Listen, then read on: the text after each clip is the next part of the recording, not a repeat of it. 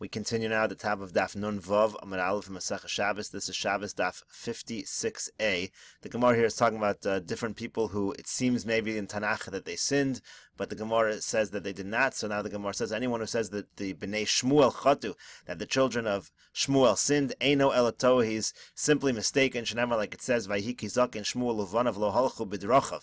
It says when Shmuel was older, his children did not follow in his ways. B'Drachav Hu Lo Halchu. They didn't follow in his ways. Michtanami Lo Chatu, but they did not sin either. Rashi here explains, Bnei Shmuel Chatu b'mekach shochad v'hatoyas din. Maybe they did things wrong, but they did not sin in terms of taking bribes and in terms of turning the judgment to be a false judgment. Elamani mekayim vayetu acharei habotza. What does it mean that it seems like they did go after the money? They did take bribes. Shelo asu k'masei avim. All it means is that they didn't follow in the ways of their father. Shahaya Shmuel hatzadik mechazer b'chol mekomos Yisrael v'dano sam be'arem. Because Shmuel used to go around to different cities in order to judge people. Shenamar, like it says, V'halach midei shana b'shana v'sav beisel v'hagilgal ha'mitzvah v'shafat es Yisrael. So he would travel around to do that. V'heim lo asu kein. They didn't do that. Eli yashu b'arem. They just sat in their own cities. Kedei laharbo schar l'chaznein l'sofrein. This would increase the schar for the people who served them and for their scribes. Rashi here explains, l'chazaneim shamsheim. The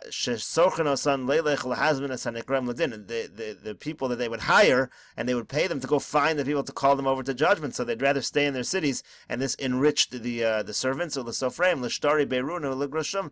this also helped out the scribes who wrote over these various shtaros and various letters that were used as part of the judgment. The Gemara now says, Kitanoi, it's actually a machlokas tanoim, whether the children of Shmuel sinned in this way or not. It says in the pasuk, Vayetu acharei habotza, they turned after the money, after the bribes. What does it mean?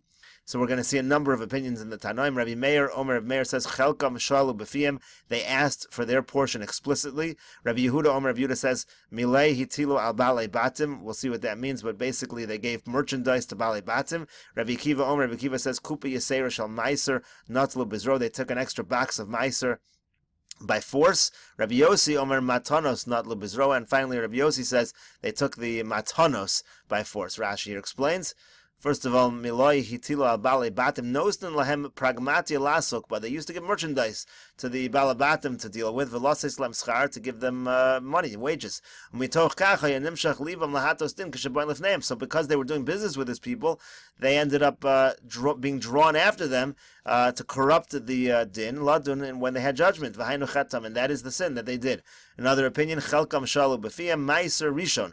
They would ask for meiser rishon haroi lahem, which they were fitting to get, because they were Leviim, shalu b'fiyim, they would ask explicitly, mitoch she'gadolei hador, because they were the leaders of the generation, v'shovtim, and they were judges, lo hayu monim mehem, people wouldn't want to refrain from giving it to them, ushar Leviim aniyim mitzdarim, so then other Leviim who were aniyim, they would be in pain because they wouldn't be able to collect. Well, Rabbi Meir lo chatu b'atayas mishpat. According to Rabbi Meir's opinion here, with this opinion of Chelkam Shalu B'fiyim, they did not sin in the sin of Hatayas Mishpat. That's the whole discussion in the Tanoim.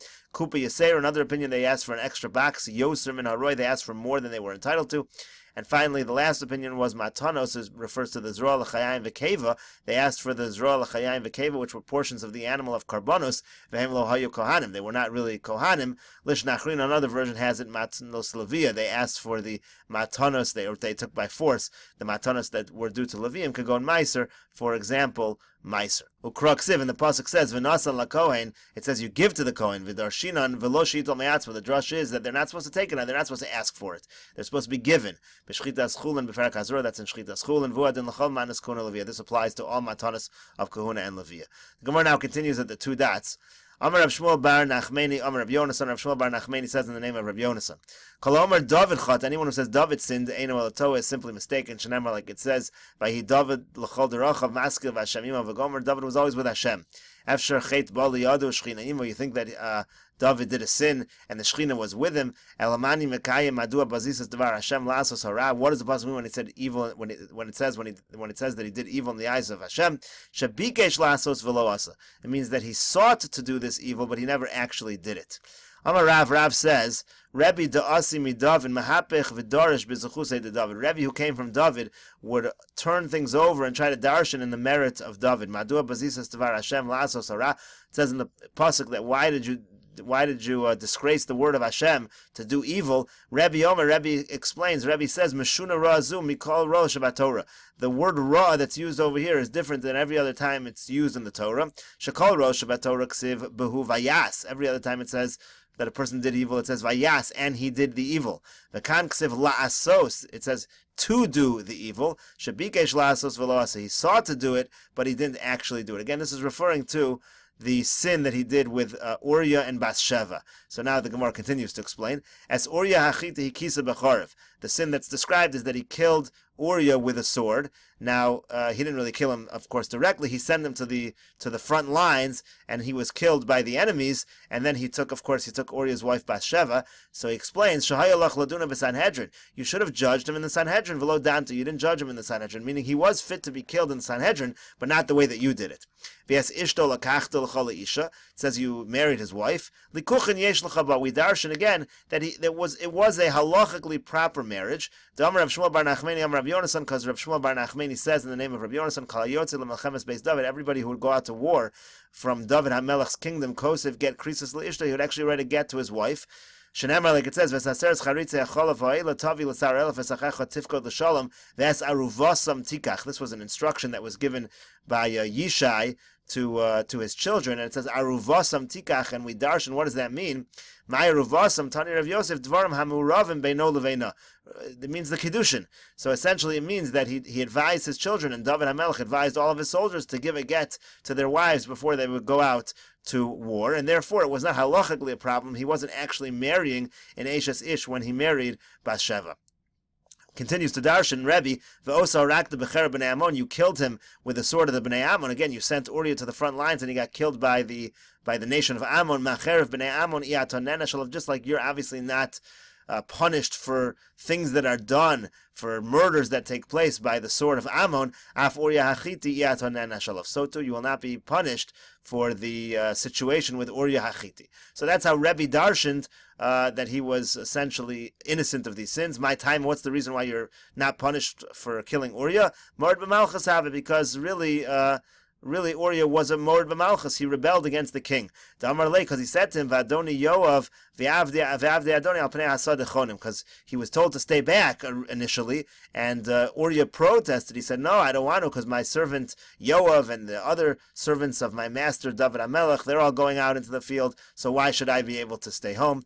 Rashi here explains, first of all, Becher b'nei Ammon, it's comparable to the sword of the children of Ammon. Just like you're not responsible for people that Ammon kills without your knowledge, you're not responsible for this. And then Uriah responded, V'adoni Yoav lav orach ar l'kabel olav maris. So it's not derech eretz to accept the leadership. L'kabel olav maris acher b'fnei melech, rather. It's not derech eretz to accept upon yourself leadership of others in front of the king. So when he says to David HaMelech, my master Yoav, that's disrespectful. That's how Rashi explains. Others explain just the fact that he refused the instruction was the reason why he was a mord b'malchus. But in any case, the Gemara says he was a mord b'malchus, so that's why David HaMelech was not responsible for killing him. Amar Rav says, Ki ma'aynis bei b'David, when you look into the situation with David HaMelech, lo mashkachas bei bar mid Uriah, you won't find any sin other than what happened with Uriah, because it says Rak b'dvar Uriah hachiti, only in the matter of Uriah hachiti was David held responsible. Abaye kshisha rami derav aderav. The Abaye, the elder, used to say a contradiction between this statement of Rav and another statement of Rav. Miyamar Rav hachi, did Rav really say this? V'amar Rav, but Rav said, Kibel David lashon hara, that David accepted lashon hara. So the Gemara says kasha, that actually is a kasha. It seems like maybe David HaMelech, contradiction, did he do one thing wrong or two things wrong? Now, in the situation of lashon hara, we're about to describe it now, but that's talking about the situation with Mephibosheth. The issue was, David HaMelech wasn't sure whether to trust Mephibosheth or not, because Mephibosheth was a descendant of Shaul HaMelech, so should he trust that Mephibosheth was happy with David HaMelech becoming king or not? And Tziva, the servant of Mephibosheth, said lashon hara about Mephibosheth, and essentially the Gemara here is saying that David HaMelech accepted that lashon hara. Here we're going to get into that. Gufa, Rav Amar Kibel David lashon hara. Rav says that David accepted lashon hara because it says Vayomer lo HaMelech eifahu. The king said, where is he? Vayomer tziva HaMelech hineu beis machir ben Amiel below dvar. V'chsev vayishlach HaMelech v'gacheu mi beis machir ben Amiel milo dvar. Rashi explains what's going on with lo devar, what's the lashon hara. So below devar, eino chacham b'Torah. He's not wise in Torah. V'umatzo male davar v'chacham b'Torah. He was in fact filled with Torah. That's male. But machir ben milam male devar. So now it says michdi chazia deshikru. Now David HaMelech sees that Tziva is a liar. He sees that he's a liar about whether he's a Talmud Chacham or not. So kihader al sheni love my time mekiblimine. So therefore, it doesn't make sense. Why should David HaMelech accept the later lashon hara from him? And that's what he's being held responsible for, according to Rav Dechsiv, because it says Vayomer HaMelech el Tziva ye ben Adonecha Vayomer Tziva LaMelech hinehu Yosheb Yerushalayim v'Gomer. It says that. Tziva told the king, he's sitting in Yerushalayim, he's rebelling against you. How do we know he accepted this? Because it says, he tells Tziva, fine, you take everything that belongs to Mephibosheth. And then Tziva says, I bow to you, I found favor in your eyes. And therefore, you see that David HaMelech accepted the Lashon Hara. However, Shmuel says lo kibel David lashon hara. Shmuel disagrees with Rav. Shmuel says that David HaMelech did not accept lashon hara. Dvarim hanikarim chazabei. Rather, he saw in Mephibosheth that this was actually true. There were indications that this was true. It wasn't just blindly accepting what Tziva said. Because it says, Mephibosheth ben Shal yard lefnei HaMelech v'lo asa ragla v'lo asa sfamo ves begadav v'lo kibes. He went in front of the king. He wasn't properly presenting himself. His linen wasn't. His clothing weren't washed. V'gomer, etc. And it says, Vayiki bo Yerushalayim l'kras HaMelech. When he came to Yerushalayim to the king, Vayomer lo HaMelech. The king said, Lama lo alachta imi Mephibosheth. Why didn't you go with me, Mephibosheth? Vayomer, and he said, Adoni HaMelech. Avdi Rimoni said, oh, my servant tricked me. He said that your servant said that he would prepare the donkey and I would ride on it, and that way I'd be able to go, because Mephibosheth, of course, was crippled. So Rashi here explains more in depth what's the indication. So Rashi says, first of all, he told him that today the kingdom of my father will be restored, that Mephibosheth was told that he would become the king. And he saw indications. When Avshalom was killed, and David became king, he came in front of him, so David said, oh, it looks like Tziva is saying properly. That's why he's not adorning himself properly, because he's actually in pain that David HaMelech is king. And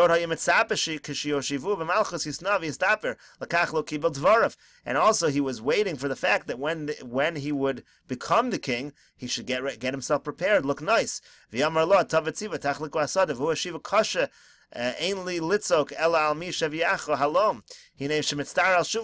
him in a harsh manner, and he said he should be angry about the person who brought him here. Had he not seen this indication, he would have gone back from what he said to Tziva, that Tziva gets all of Mephibosheth's property. Look,